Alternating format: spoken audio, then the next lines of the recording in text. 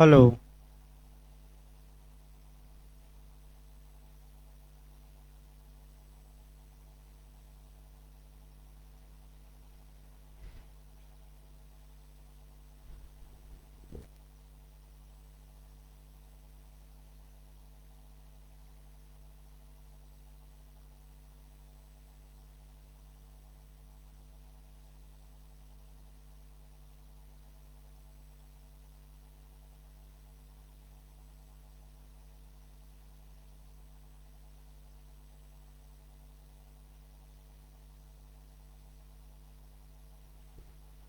Hello. देखिए, आपका jurisprudence में नेचुरल जस्टिस बताया जा रहा था, यानी कि प्राकृतिक विचारधारा बताई जा रही थी, और उसमें आपका एप्लीकेशन बताया जा रहा था कि प्राकृतिक विचारधारा का नियम क्या है और यह कहाँ कहाँ समाहित है। ऐसी दशा में हमने ये बताया था आपका कि वर्तमान में नेचुरल जस्टिस के 3 नियम हैं। पहला हम बता चुके हैं कल, आडि अल्ट्रम परटम, दूसरे पक्षकार को भी सुनो। दूसरा मैं बता रहा था, रूल अगेंस्ट बायस या पक्षपात के विरुद्ध नियम या अभिनत के विरुद्ध नियम। अभिनत के विरुद्ध नियम में हमने 3 बातें बताई थी, फिर एक बार दोहरा रहा हूँ। पहला, कोई व्यक्ति अपने ही मामले में निर्णायक नहीं हो सकता, यानी कि कोई व्यक्ति स्वयं के मैटर में जज नहीं हो सकता। दूसरा हमने बताया था कि न्याय या जस्टिस केवल होना ही नहीं चाहिए, बल्कि समाज में एक संदेश जाना चाहिए, एक मैसेज जाना चाहिए कि न्याय हुआ है। इस पर हमने उदाहरण भी दिया था कि आप लोगों का कर्तव्य है कि केवल मनोज सर से पढ़िए ही न, बल्कि समाज में एक रायता भी फैलाइए, एक मैसेज भी दीजिए कि मनोज सर अच्छा पढ़ाते हैं, और जिनको पढ़ना हो वह मनोज सर से पढ़े। तीसरा हमने बताया था रूल अगेंस्ट बायस में कि न्यायाधीश को संदेह से परे होना चाहिए, यानी कि डाउटफुल नहीं होना चाहिए। जैसे कि रंजन गोगोई जी का मामला बताया गया, अब उन पर कई लोग संदेह कर रहे हैं तमाम चीज़ों को लेकर, एक महिला को लेकर, दूसरा आपका फोन टैपिंग को लेकर, तीसरा आपका राज्यसभा सदस्य बनाने को लेकर। ये सही बात है कि रंजन गोगोई साहब को राज्यसभा का मेंबर नहीं बनना चाहिए था, क्योंकि ये संदेह उत्पन्न करता है कि क्या सरकार से कहीं मिली भगत तो इनकी नहीं थी। ये भी एक समस्या है। देखिए, आपका जो पक्षपात हो सकता है वह 3 प्रकार से हो सकता है, यानी कि बायस 3 प्रकार से हो सकता है। एक विषय वस्तु संबंधी बायस, यानी कि एक सब्जेक्ट मैटर संबंधी बायस। इसका मतलब ये हुआ कि जो मामला न्यायालय में आया है, अगर जज साहब या न्यायाधीश उस मामले में, उस विषय वस्तु में इंटरेस्टेड हैं, हितबद्ध हैं, तो नेचुरल जस्टिस ये कहता है कि उनको वह मामला नहीं देखना चाहिए। दूसरा आपका आ गया धन संबंधी या मोनेटरी बायस। मोनेटरी बायस का मतलब ये हुआ कि अगर धन संबंधी कोई मामला है और उस मामले में जज साहब का कोई आपका इंटरेस्ट है, तो नेचुरल जस्टिस कहता है कि जज साहब को उस मामले में सुनवाई नहीं करनी चाहिए।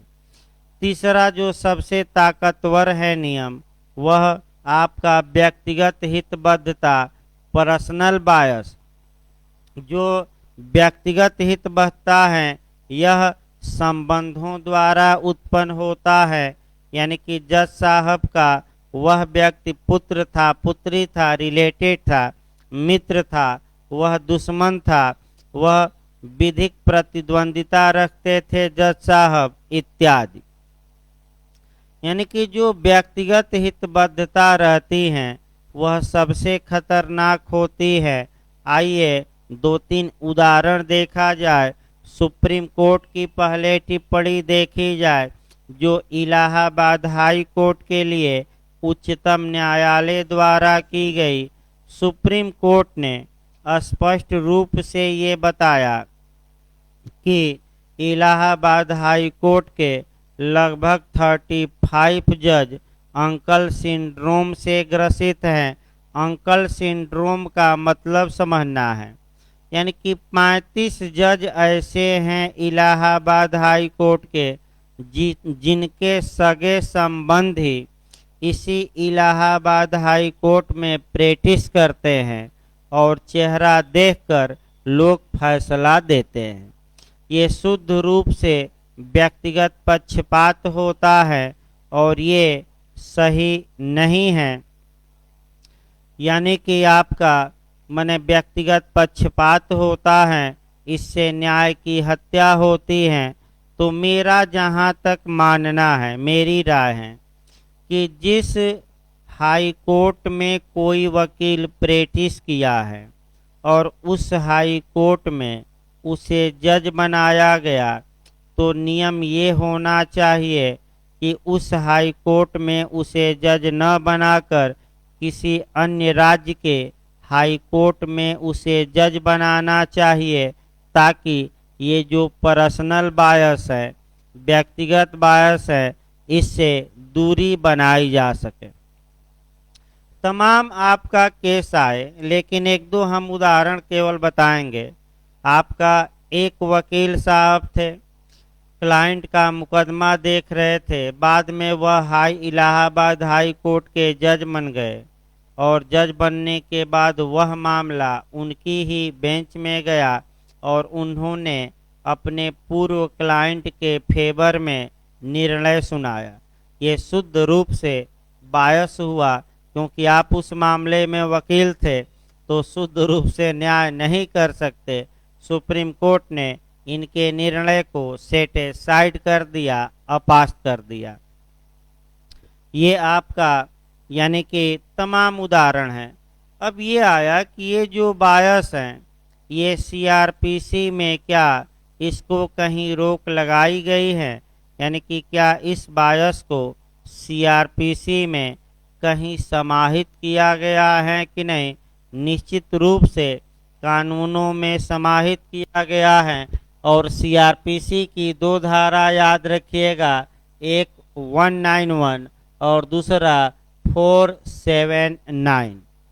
दो सेक्शन जरूर सीआरपीसी याद रखिए। फिर मैं बता दूं कौन कौन सेक्शन आपका ये माने नेचुरल जस्टिस का इस नियम को समाहित करता है। 119 और 479 देखिए क्या कहा गया है। 119 क्या कहता है? अगर किसी मजिस्ट्रेट ने सीआरपीसी के सेक्शन 1901 सी के तहत, यानी कि 190 के क्लाज 1 के उप क्लाज सी के तहत सुमोटो से, यानी कि स्वप्रेरणा से या अन्यथा किसी आधार पर किसी अपराध का काग्निजेंस लिया है, तो मजिस्ट्रेट को नेचुरल जस्टिस का पालन करना पड़ेगा। और वह किस सेक्शन का पालन करेंगे? 191 का। मजिस्ट्रेट अभियुक्त से ये बताएंगे कि मैं आप स्वयं के ज्ञान पर या सुमोटो से काग्निजेंस या संज्ञान लिया हूँ। यदि अभियुक्त चाहें तो अपना मामला हमारे यहाँ से क्या करा सकता है? ट्रांसफर, यानी कि अंतरण करा सकता है। ये नेचुरल जस्टिस है। अब आइए 479 में भी ये सिद्धांत है, अगर किसी मामले में न्यायाधीश या जज हितबद्ध है, चाहे व्यक्तिगत हितबद्धता हो, विषय वस्तु संबंधी हो, तो 479 कहता है कि ऐसे मामलों में उस न्यायाधीश या मजिस्ट्रेट को ऐसे मामलों की सुनवाई नहीं करनी चाहिए। ये 479 स्पष्ट बताता है, लेकिन इसका एक एक्सेप्शन है, जहां की अपील न्यायालय की इजाज़त से वह ऐसे मामलों को सुन सकता है। लेकिन जनरल रूल यही है कि आप इंटरेस्टेड हैं तो नेचुरल जस्टिस का पालन करिए और आप मामले की सुनवाई न करिए। आइए आपका देखा जाए नेचुरल जस्टिस का जो तीसरा नियम है, यहाँ से भी यूपी एपीओ में क्वेश्चन बन चुका है, इंटरव्यू में भी क्वेश्चन बन चुका है। तीसरा नियम है रीजन डिसीजन। रीजन डिसीजन का मतलब ये हुआ कि जब भी कोई प्राधिकारी कोई फैसला दे, कोई जजमेंट दे, कोई निर्णय दे, कोई आदेश पारित करे, तो उस आदेश को पारित करने का तर्क बताए, आधार बताए, रीजन बताए, कारण बताए। आखिर ये जो तीसरा नियम है अभी विकास की अवस्था में है, विकसित अवस्था में है। आखिर क्यों कारण दिया जाए, तो लॉर्ड डेनिंग का कोटेशन याद रखना है। लॉर्ड डेनिंग महोदय ये कहते हैं कि कारण बताना अच्छे अभिशासन का मूल तत्व है, यानी कि कारण बताना अच्छे न्याय का मूल या ओरिजिनल तत्व माना जाता है। कारण से अस्पष्टता आती है, मनमानेपन का अभाव होता है और निर्णय में निखार आता है। यानी कि आप क्यों इस बिंदु पर पहुँचे, क्यों इस निष्कर्ष पर पहुँचे, उसका आप रीजन बताइए, बेस बताइए।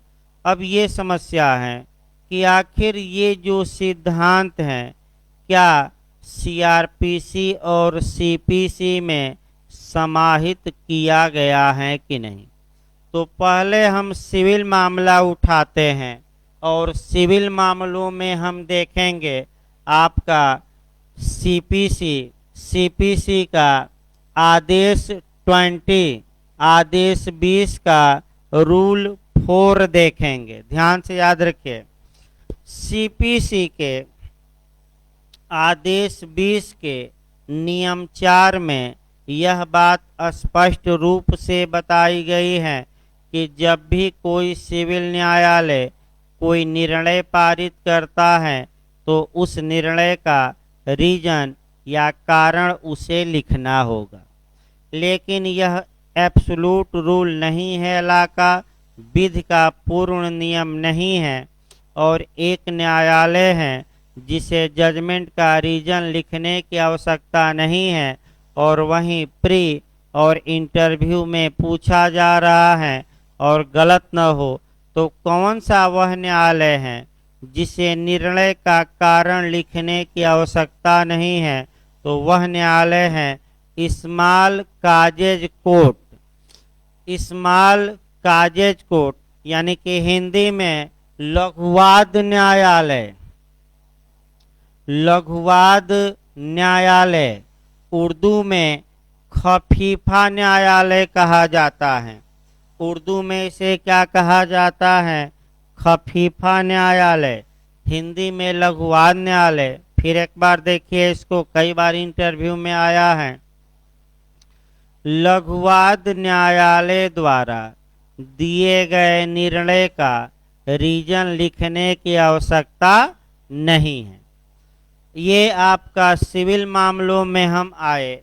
अब क्या ये बात क्रिमिनल मामलों में, यानी कि क्या ये बात आपराधिक मामलों में लागू होती है कि नहीं।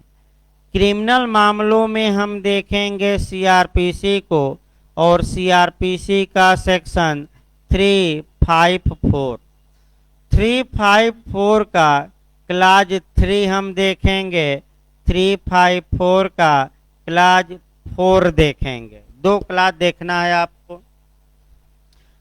जहां तक आपराधिक मामलों की बात है, आपराधिक मामलों में सीआरपीसी का सेक्शन 354 इस बिंदु को बताता है। अब देखिए इस बिंदु को कैसे बताता है, ध्यान में रखिए। सीआरपीसी के सेक्शन 354 के क्लाज 3 में स्पष्ट रूप से इस बात का उल्लेख किया गया है कि यदि न्यायालय किसी अभियुक्त को डेथ सेंटेंस देता है, मृत्यु दंड देता है, तो ऐसी दशा में स्पेशल रीजन या विशेष कारण लिखना होगा। कैसा कारण? विशेष कारण। अगर अन्य दंड दिया जाता है तो 354 का क्लाज 4 काम करेगा, और रीजन लिखना है, स्पेशल रीजन लिखने की आवश्यकता नहीं है। फिर एक बार देखिए, काफी महत्वपूर्ण है कंपटीशन के लिए।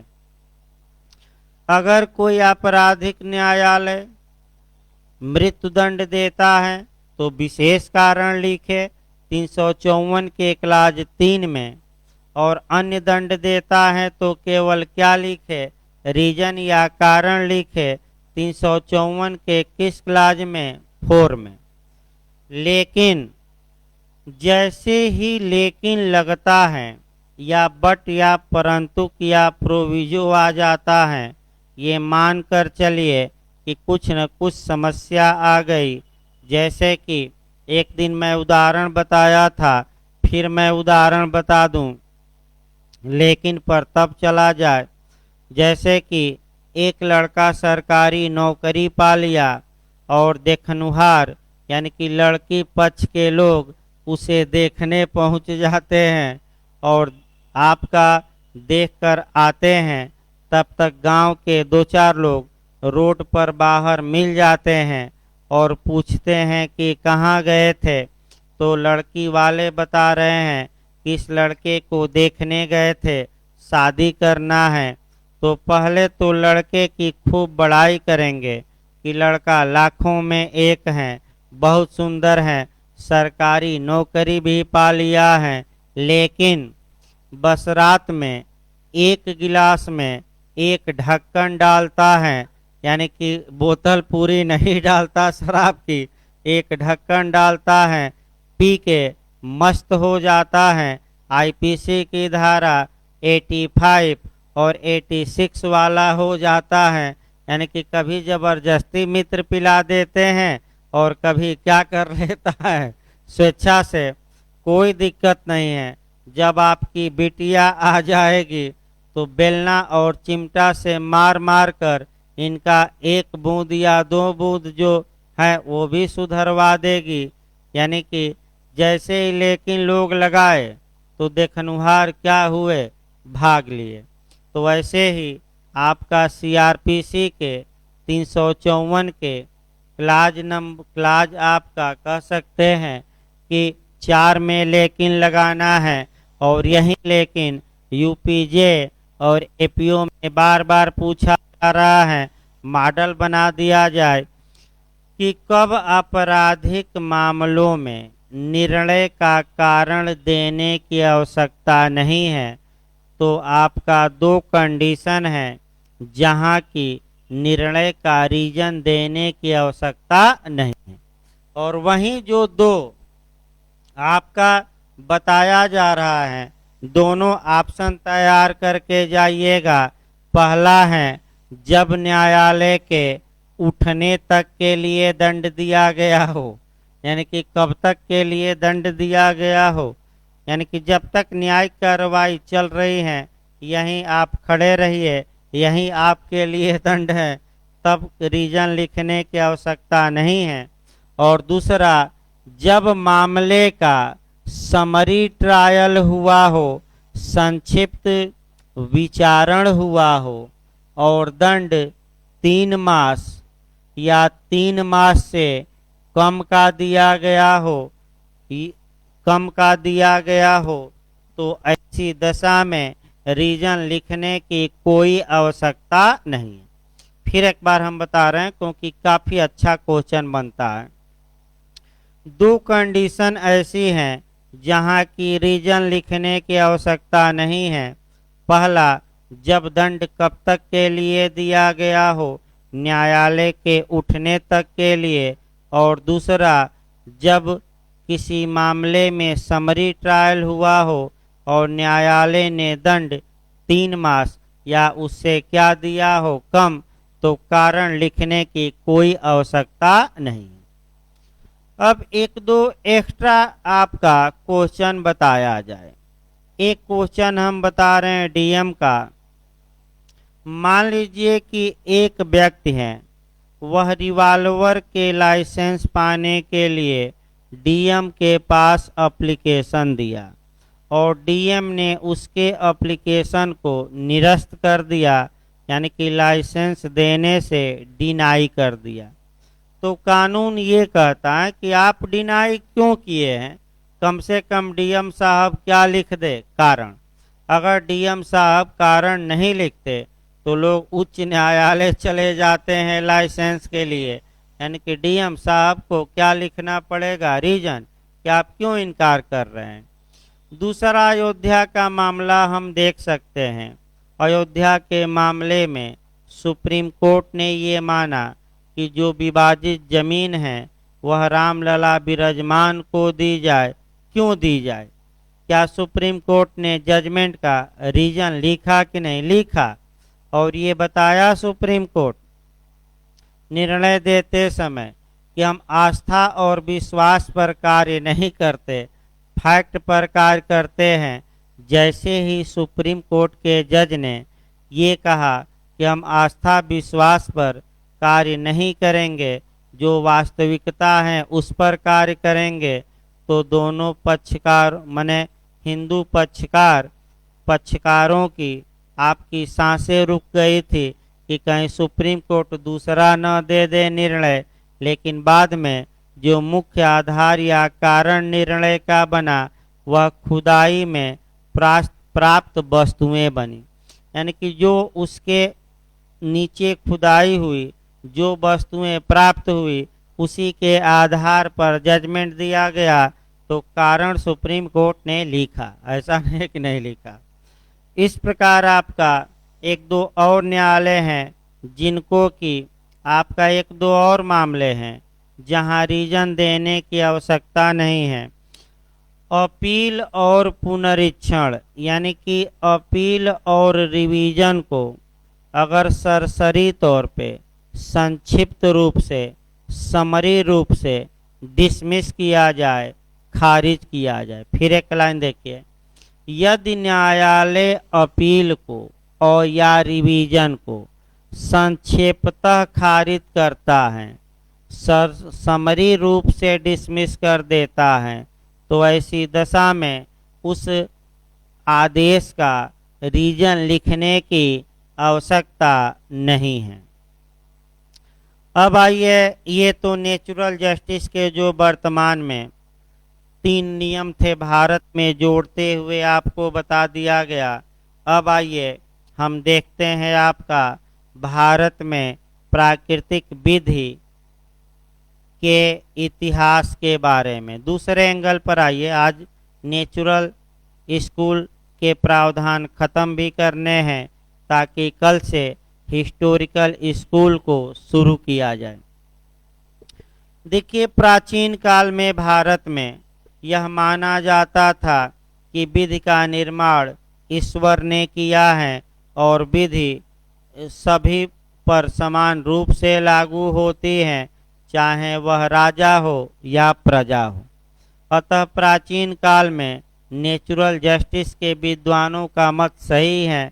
आपका वेद हुआ, श्रुति हुआ, स्मृति हुआ, ये ईश्वर की देन है, ये माना जाता था। अंग्रेजों के शासन काल में जहाँ जहाँ अंग्रेज कानून बनाए वहाँ वहाँ कानून से शासित होता था मामला, लेकिन जिन विषयों पर कानून नहीं था, अंग्रेजी न्यायालयों को ये हक था कि वह आपका क्या करे, जस्टिस के आधार पर यानी कि न्याय के आधार पर, गुड कंसेंस के आधार पर, शुद्ध अंतःकरण के आधार पर, इक्विटी के आधार पर, अर्थात साम्य के आधार पर, नेचुरल जस्टिस के आधार पर अर्थात प्राकृतिक न्याय के आधार पर निर्णय सुना सके।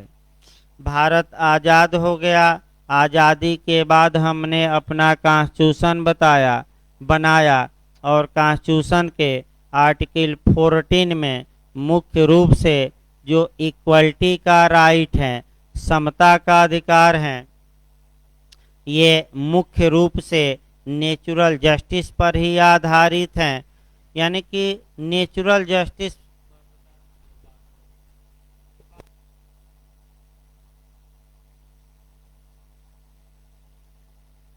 ये शुद्ध रूप से नेचुरल जस्टिस पर ही आधारित हैं।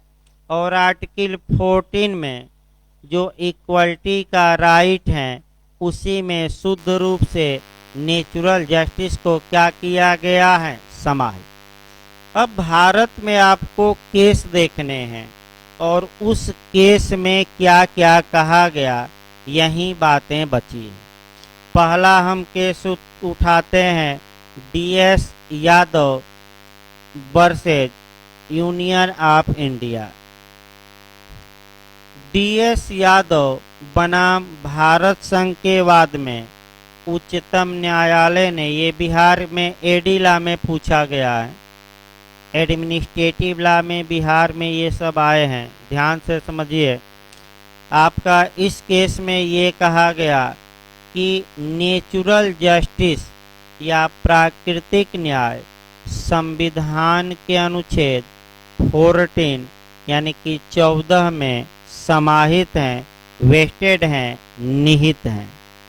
फिर आपका आया मेनका गांधी का वाद आया और Maneka Gandhi versus union of India के केस में फिर सुप्रीम कोर्ट ने कहा कि प्राकृतिक न्याय मानवीयता का एक बड़ा सिद्धांत है जो विधि में फेयरनेस यानी कि ऋजुता लाने का काम करता है और न्याय को आगे बढ़ाने का काम करता है।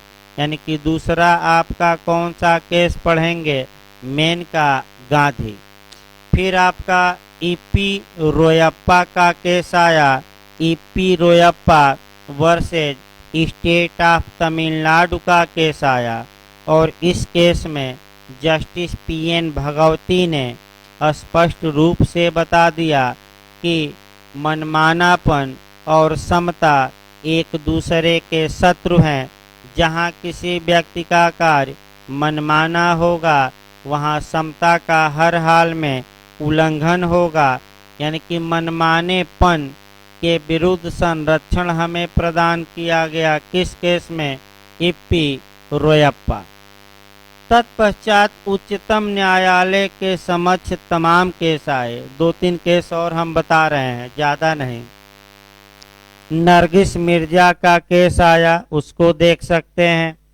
नरगिस मिर्जा का जो अति महत्वपूर्ण आया वह आपका और केस आया, रुदल शाह का केस आया। केस की झड़ी है जो ज़्यादातर कॉन्स्टिट्यूशन में पढ़ा जाता है। नरगिस मिर्जा, रुदल शाह का केस आया, ये भी ने। फिर भीम सिंह का केस आया, भीम सिंह इत्यादि का केस आया। और सबसे महत्वपूर्ण है AK क्रैपक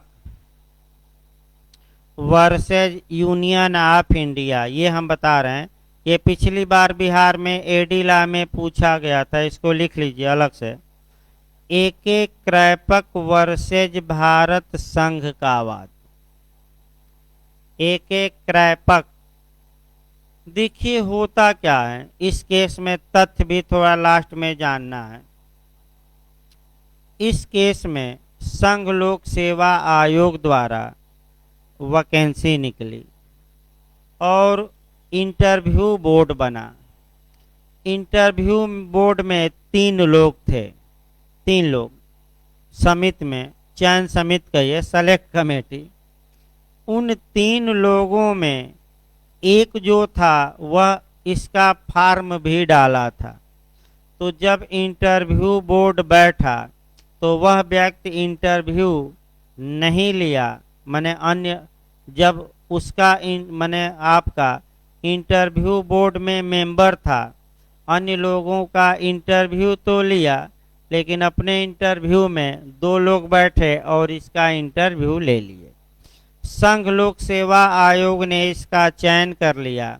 तो जो एक क्रैपक दूसरा आदमी था जो नहीं हुआ था, वह चला गया सुप्रीम कोर्ट और कहा कि हजूर ये तो शुद्ध रूप से नेचुरल जस्टिस का क्या है वायलेशन।